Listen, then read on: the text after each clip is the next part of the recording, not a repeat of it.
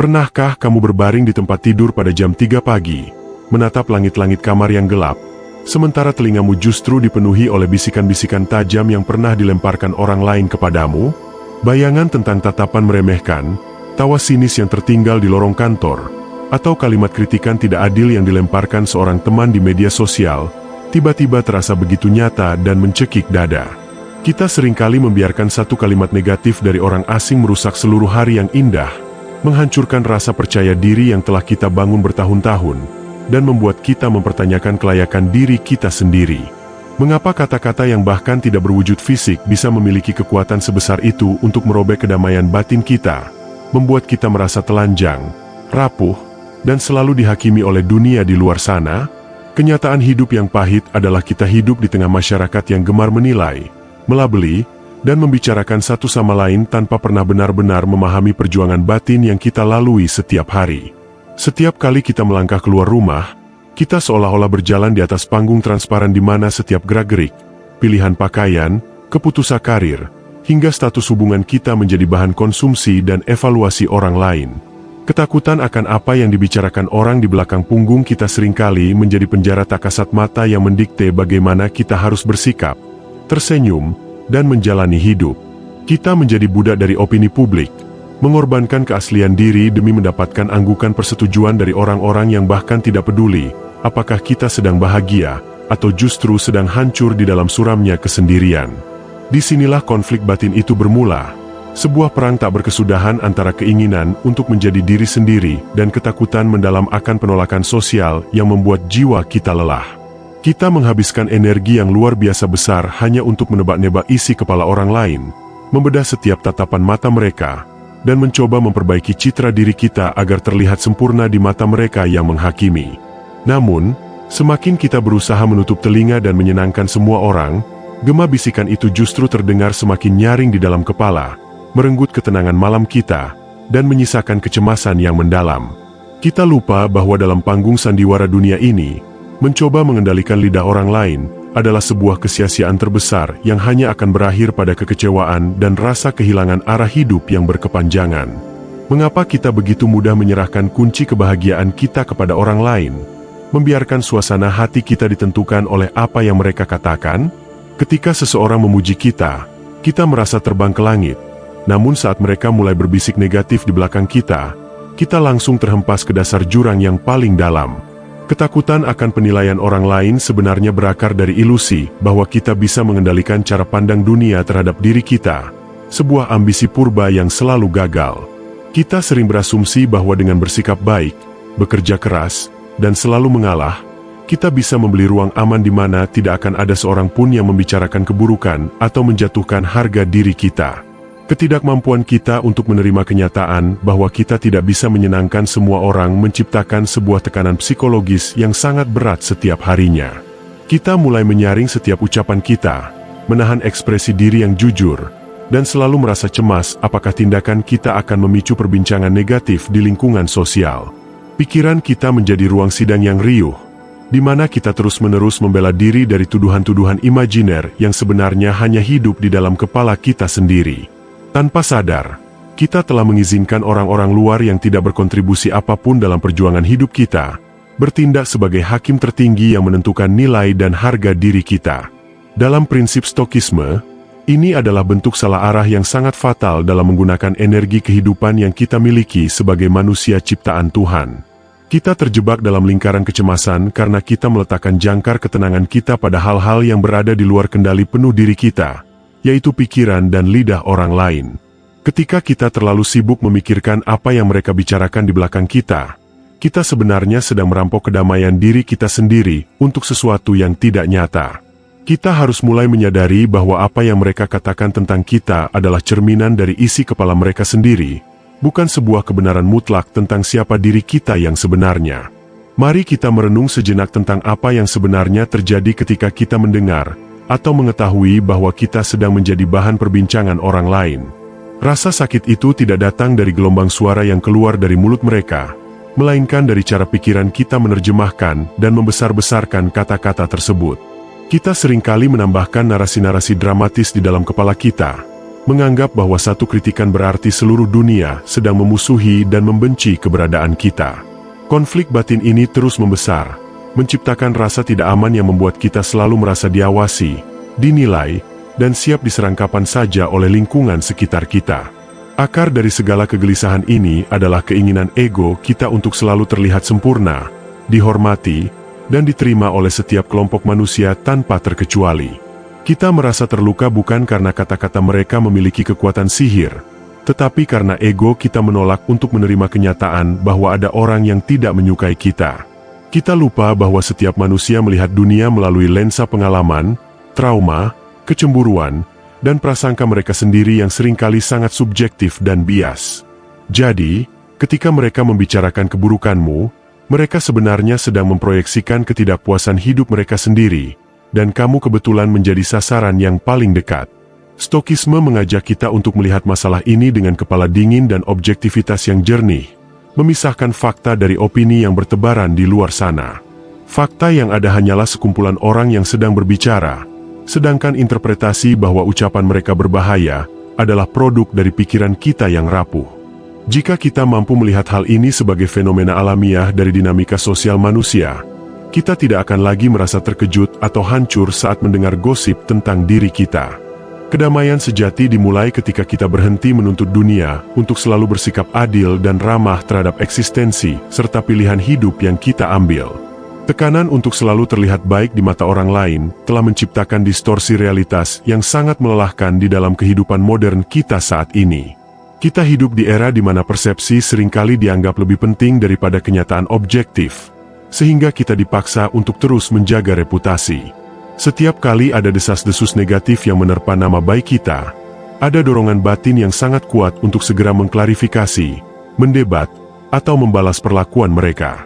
Perjuangan batin untuk mempertahankan harga diri ini seringkali justru menguras seluruh energi spiritual kita, menyisakan kekosongan yang sangat mendalam di akhir hari. Kita seringkali terperangkap dalam kepanikan moral, mengira bahwa jika kita tidak merespons omongan orang, maka omongan itu akan menjadi kebenaran yang merusak masa depan kita. Pemikiran ini membuat kita selalu berada dalam mode bertahan hidup, siap meledak kapan saja, dan menjadi sangat sensitif terhadap bisikan sekecil apapun. Padahal, semakin kita bereaksi secara emosional terhadap gosip, semakin kita memberikan panggung dan kekuatan kepada orang-orang yang ingin melihat kita terjatuh. Kita menjadi sangat reaktif, melupakan tujuan hidup yang sebenarnya, dan membiarkan arah langkah kaki kita didikte oleh kebisingan yang diciptakan oleh orang lain. Kesadaran stoik mengingatkan kita bahwa reputasi hanyalah bayangan yang tidak substansial, sesuatu yang bisa membesar atau mengecil tergantung pada cahaya luar yang menerpanya. Karakter dirimu yang asli adalah substansi yang sesungguhnya, sesuatu yang tetap kokoh dan tidak berubah peduli seberapa banyak orang yang mencoba mencelanya. Mengkhawatirkan reputasi di atas karakter adalah seperti mengkhawatirkan bayangan tubuhmu di tanah, daripada kesehatan tubuhmu sendiri yang nyata. Ketika kamu memahami hal ini, kamu akan mulai melihat bahwa perbincangan orang lain di belakangmu hanyalah angin lalu yang tidak memiliki kuasa untuk mengubah siapa dirimu. Ada sebuah momen krusial dalam hidup di mana manusia harus memilih antara terus menjadi korban perasaan atau bangkit mengambil kendali atas ruang batinnya. Titik kesadaran ini biasanya datang ketika kita sudah merasa sangat lelah secara mental, akibat terus-menerus memikirkan perkataan orang yang tidak ada habisnya. Kita menyadari bahwa waktu dan energi kita yang sangat terbatas di dunia ini telah terbuang sia-sia, hanya untuk meratapi hal yang tidak bisa kita ubah. Ini adalah sebuah pencerahan yang menyakitkan namun sangat membebaskan, sebuah awal dari perjalanan menuju ketenangan jiwa yang mandiri dan tidak tergoyahkan. Kita mulai bertanya pada diri sendiri, sampai kapan kita akan membiarkan kebahagiaan kita digantungkan pada seutas benang rapuh bernama opini orang lain? Mengapa kita memberikan kekuatan yang begitu besar kepada orang-orang yang bahkan tidak akan mengingat nama kita saat kita sedang menghadapi sakaratul maut? Kesadaran ini meruntuhkan dinding-dinding penjara mental yang selama ini kita bangun sendiri dengan batu bata ketakutan dan semen keinginan untuk dipuji. Kita menyadari bahwa satu-satunya cara untuk merdeka dari tekanan sosial adalah dengan berhenti peduli pada apa yang tidak bisa kita kendalikan secara langsung. Prinsip dikotomi kendali dalam stokisme menjadi lentera terang yang menuntun kita keluar dari kegelapan emosional yang selama ini mengurung jiwa kita. Epictetus, Salah satu filsuf besar Stoik, mengajarkan bahwa kebahagiaan hanya bisa dicapai jika kita tahu apa yang bisa kita kendalikan dan apa yang tidak. Ucapan, pikiran, dan tindakan orang lain secara mutlak berada di luar kendali kita, sedangkan respons, penilaian, dan ketenangan kita adalah milik kita sepenuhnya. Dengan memahami batas yang tegas ini, kita memiliki kekuatan penuh untuk menutup pintu batin kita dari segala kebisingan luar yang tidak perlu. Bersikap seolah-olah tidak mendengar apa yang mereka bicarakan tentangmu bukanlah bentuk keputusasaan, melainkan sebuah bentuk keberanian dan kebijaksanaan tertinggi. Ini adalah seni ketidakpedulian yang selektif, di mana kita secara sadar memilih untuk tidak memberikan ruang di dalam pikiran kita untuk hal yang merusak. Ketika seseorang mencoba melempar lumpur kepadamu melalui kata-kata mereka, kamu tidak perlu menangkap lumpur itu atau melemparkannya kembali dengan penuh amarah.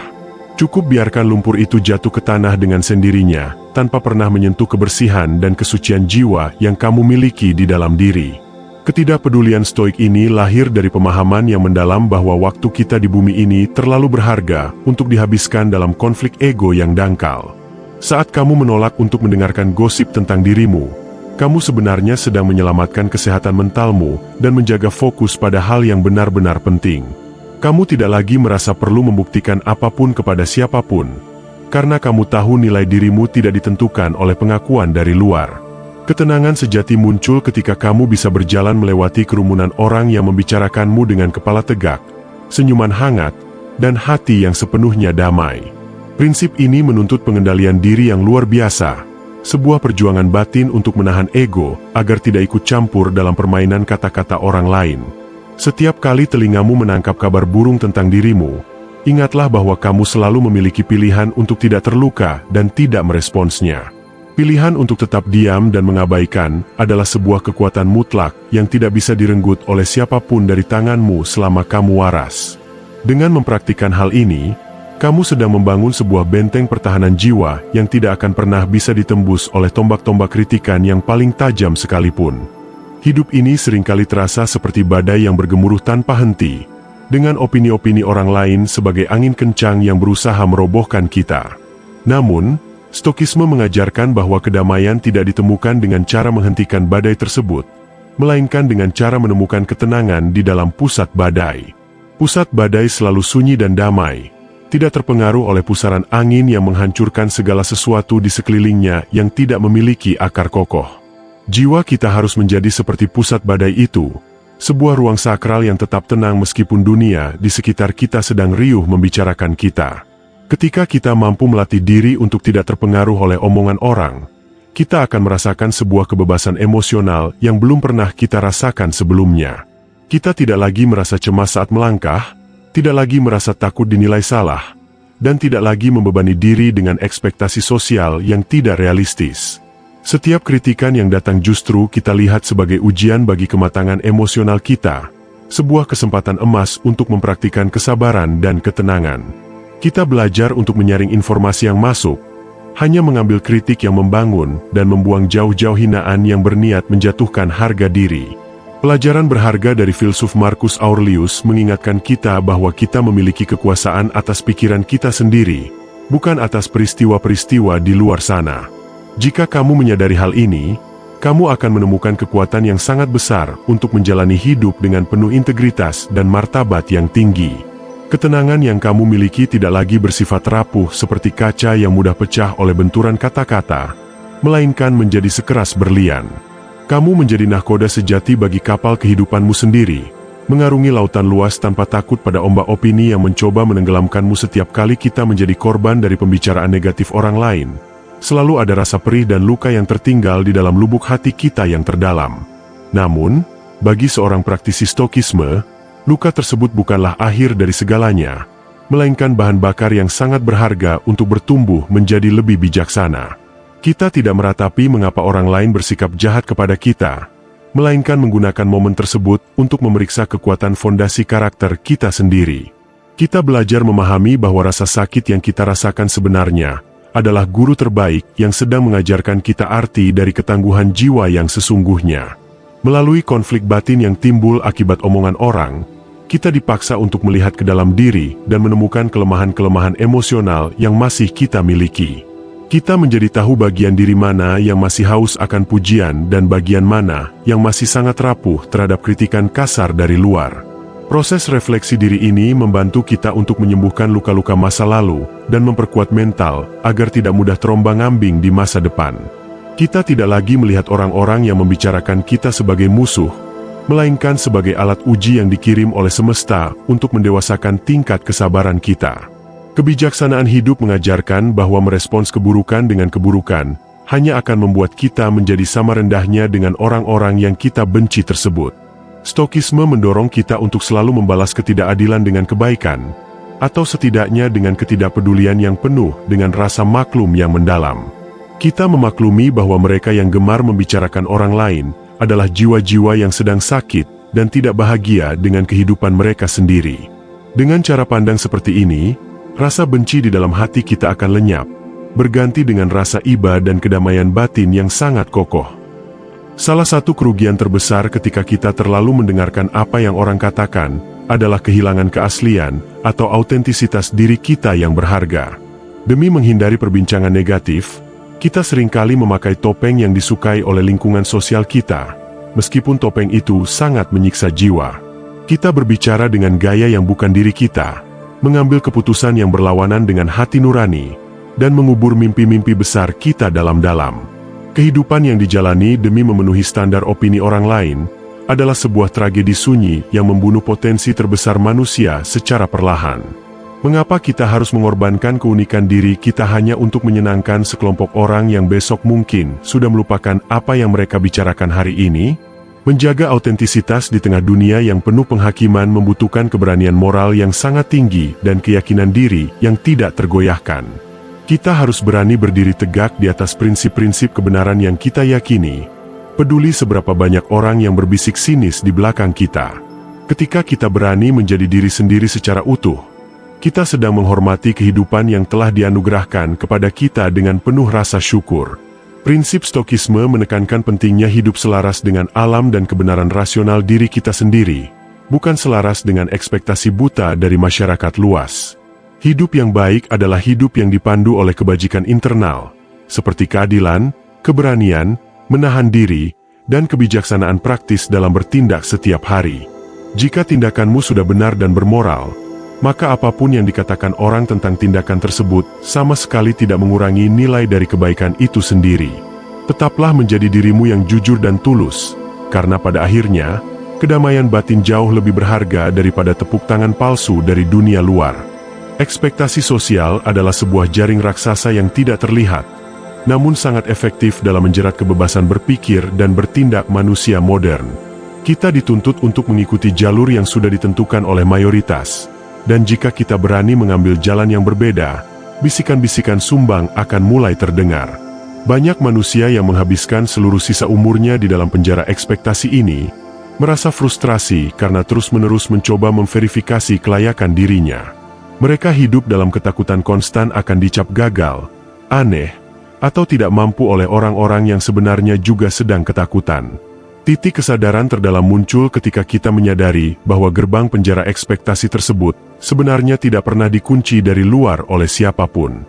Kitalah yang memilih untuk tetap tinggal di dalamnya, karena kita terlalu takut menghadapi angin kebebasan yang penuh dengan konsekuensi penilaian orang. Untuk membebaskan diri, kita harus melatih batin kita agar memiliki ketahanan yang tinggi terhadap ketidaksetujuan atau ketidaksukaan dari lingkungan sosial kita. Kita harus nyaman dengan kenyataan bahwa kita tidak perlu menjelaskan atau menjustifikasi setiap pilihan hidup kita kepada orang-orang yang tidak relevan. Dalam pandangan Stoik, pembebasan ini dicapai dengan cara memangkas keinginan-keinginan palsu yang bersumber dari luar diri kita secara radikal dan konsisten. Kita tidak lagi mencari validasi dari jumlah pujian atau pengakuan sosial, melainkan dari ketenangan batin yang kita rasakan saat melakukan hal yang benar. Ketika kamu berhasil memerdekakan dirimu dari penjara ekspektasi ini, kamu akan merasakan ringannya langkah kaki dalam menjalani hari-hari yang penuh tantangan. Kamu bisa fokus berkarya, mencintai keluarga, dan berkontribusi bagi kemanusiaan tanpa terbebani oleh beban psikologis dari omongan-omongan yang tidak bermutu. Bayangkan hidupmu adalah sebuah ladang yang luas, di mana kamu adalah satu-satunya petani yang bertanggung jawab penuh untuk menanam, menyiram, dan merawatnya. Namun, Alih-alih fokus pada ladangmu sendiri, kamu justru menghabiskan waktu berhari-hari menatap ladang tetangga sambil mencemaskan apa yang mereka katakan tentang caramu bertani. Akibatnya, ladangmu sendiri menjadi telantar, dipenuhi tanaman liar kecemasan, dan tidak pernah menghasilkan buah kebahagiaan yang manis bagi jiwamu. Ini adalah ilustrasi nyata dari apa yang terjadi ketika kita membiarkan pikiran kita dipenuhi oleh perbincangan orang lain di luar sana. Fokus pada ladang kehidupan sendiri berarti mengalihkan seluruh perhatian dan energi kita kembali ke dalam ruang internal yang bisa kita kendalikan sepenuhnya. Kita fokus memperbaiki pikiran kita, mengasah keterampilan kita, menjaga kesehatan tubuh kita, dan memperlakukan orang-orang terdekat kita dengan penuh kasih sayang. Kita tidak lagi memiliki waktu untuk mendengarkan gosip atau memikirkan pandangan negatif orang, karena hari-hari kita sudah penuh dengan aktivitas pertumbuhan diri. Setiap kali ada godaan untuk mencari tahu apa yang orang katakan tentang kita, kita segera mengingatkan diri tentang tugas hidup kita yang belum selesai. Stokisme mengajarkan kita untuk menjadi sangat efisien dalam menggunakan perhatian mental kita yang sangat terbatas dan berharga ini sebagai manusia. Mengapa kita harus membuang sumber daya yang begitu berharga untuk memikirkan hal-hal yang tidak menghasilkan pertumbuhan apapun bagi jiwa kita? Dengan menyibukkan diri pada kebajikan dan tindakan nyata yang bermanfaat, kita secara otomatis menutup celah bagi masuknya racun-racun opini luar. Ladang kehidupan kita akan bertumbuh dengan subur, menjadi tempat yang indah dan damai, terlindung dari badai perbincangan negatif dunia luar. Kebencian dan pembicaraan negatif dari orang lain adalah bagian dari paket kehidupan yang tidak akan pernah bisa kita hindari selama kita masih bernapas. Namun, bagaimana kita merespons kebencian tersebut adalah ujian sesungguhnya yang membedakan antara jiwa yang rapuh dan jiwa yang penuh dengan kebijaksanaan. Ketika seseorang membencimu tanpa alasan yang jelas dan mulai menyebarkan berita bohong tentang dirimu, jangan biarkan hatimu dipenuhi oleh racun dendam. Dendam adalah racun yang kamu minum sendiri dengan harapan orang lain yang akan mati, sebuah kebodohan emosional yang hanya akan menghancurkanmu. Menghadapi kebencian dengan lapang dada berarti memiliki keluasan jiwa untuk menerima bahwa tidak semua manusia memiliki tingkat kesadaran yang sama denganmu. Ada orang-orang yang hidupnya dipenuhi dengan kegelapan batin, kecemburuan, dan rasa tidak aman, sehingga mereka melampiaskannya dengan cara menjatuhkan orang lain. Jika kamu membalas mereka dengan kemarahan, kamu sebenarnya sedang mengizinkan kegelapan mereka menular dan merusak cahaya kedamaian yang ada di dalam hatimu. Tersenyumlah, maafkan mereka di dalam hatimu, dan teruslah berjalan maju tanpa perlu menoleh ke belakang atau memikirkan kata-kata mereka lagi. Prinsip Stokisme tentang persaudaraan kosmopolitan mengingatkan kita bahwa semua manusia adalah bagian dari satu kesatuan alam semesta yang luas dan saling terhubung. Orang-orang yang berbuat salah atau membicarakan keburukanmu sebenarnya sedang bertindak di bawah pengaruh ketidaktahuan mereka akan apa yang benar-benar baik dalam hidup. Dengan melihat mereka dari sudut pandang kasih sayang dan permakluman ini, amarahmu akan mereda dan berganti menjadi ketenangan yang sangat mendalam. Kamu menjadi pribadi yang tidak bisa dilukai oleh kebencian apapun, karena benteng batinmu dibangun di atas fondasi cinta dan kebijaksanaan universal. Di tengah dunia yang sangat bising ini, kesunyian batin adalah sebuah kemewahan tertinggi yang hanya bisa dinikmati oleh orang-orang yang telah merdeka. Kesunyian batin bukanlah sebuah kondisi fisik di mana tidak ada suara di sekitarmu, melainkan sebuah kondisi jiwa yang tetap tenang di tengah keramaian. Ini adalah ruang di mana kamu bisa mendengar suara hatimu sendiri dengan sangat jelas, terbebas dari pengaruh opini, kritik, dan pujian palsu. Untuk mencapai tingkat ini, kamu harus melatih diri untuk secara teratur menarik diri dari kebisingan sosial dan berdialog dengan jiwamu sendiri. Saat kamu berhasil menciptakan kesunyian batin, perkataan orang lain tentang dirimu akan terasa seperti suara rintik hujan di luar jendela rumah yang kokoh. Suara itu ada, kamu bisa mendengarnya, namun suara itu tidak memiliki kekuatan untuk membasahi atau merusak kenyamanan yang ada di dalam rumahmu. Kamu menemukan kebebasan sejati untuk berpikir jernih, merenungkan makna hidup, dan merencanakan tindakan-tindakan penuh kebajikan yang berdampak luas bagi sesama. Kesunyian ini menjadi sumber kekuatan baru yang membuatmu tidak lagi membutuhkan validasi dari dunia luar untuk merasa utuh dan berharga. Latihan refleksi diri secara rutin adalah kunci stoik untuk menjaga kesunyian batin ini agar tetap hidup di tengah gempuran dinamika sosial. Setiap malam sebelum tidur, Duduklah dalam keheningan dan periksalah seluruh emosi yang kamu rasakan sepanjang hari akibat interaksi dengan orang lain. Lepaskan semua beban pikiran, bersihkan batinmu dari sisa-sisa omongan orang, dan kembalilah ke pusat ketenangan dirimu yang paling sejati. Dengan cara ini, kamu akan bangun di pagi hari dengan jiwa yang segar, siap menghadapi dunia baru dengan penuh keberanian dan kedamaian. Sekarang, mari kita ambil napas dalam-dalam, letakkan segala beban yang sedang menghimpit pundakmu, dan mari kita refleksikan kehidupan kita bersama-sama dalam keheningan. Tataplah ke dalam lubuk hatimu yang terdalam, dan tanyakan pada dirimu sendiri dengan penuh kejujuran yang tulus tanpa kepalsuan sedikitpun. Sudah berapa banyak hari-hari indah yang kamu sia-siakan, hanya karena kamu terlalu mencemaskan apa yang dibicarakan orang lain tentang pilihan hidupmu?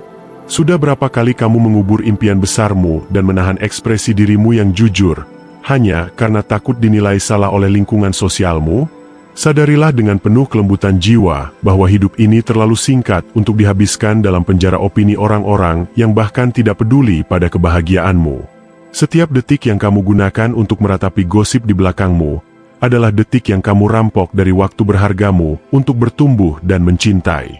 Kamu tidak dilahirkan ke bumi ini untuk menjadi boneka yang digerakkan oleh tali-tali ekspektasi sosial atau lidah-lidah yang tidak bertanggung jawab.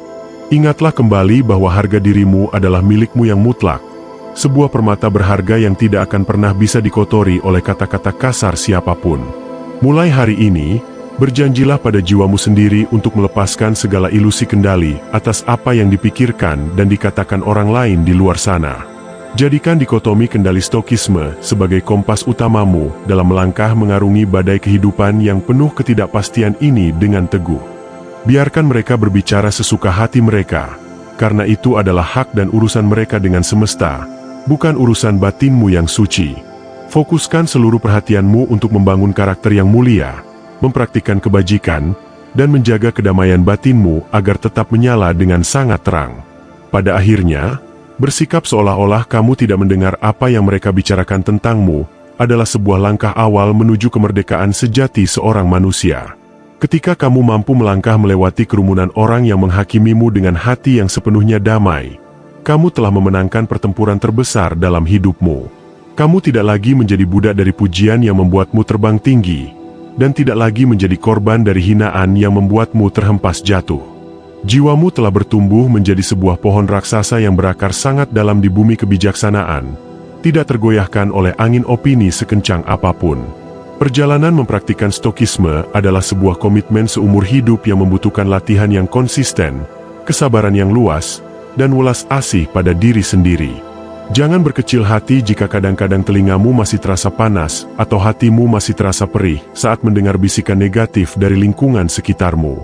Itu adalah tanda bahwa kamu adalah manusia normal yang sedang berproses menuju tingkat kedewasaan spiritual dan emosional yang lebih tinggi lagi. Yang terpenting adalah kamu segera sadar, mengambil kendali atas responsmu kembali, dan menolak untuk larut dalam drama emosional yang merusak itu. Melangkahlah keluar dengan penuh keyakinan baru, tataplah dunia dengan mata yang penuh kasih sayang, dan hiduplah dengan integritas moral yang sangat tinggi. Jika video refleksi ini menyentuh hatimu dan memberikan secercah kedamaian di tengah riuhnya pikiranmu, mari luangkan waktu sejenak untuk mendukung perjalanan ini. Klik tombol like, bagikan pesan kebijaksanaan ini kepada jiwa-jiwa lain yang mungkin sedang berjuang di dalam ruang sunyi kecemasan mereka, dan jangan lupa untuk subscribe agar kita bisa terus bertumbuh bersama.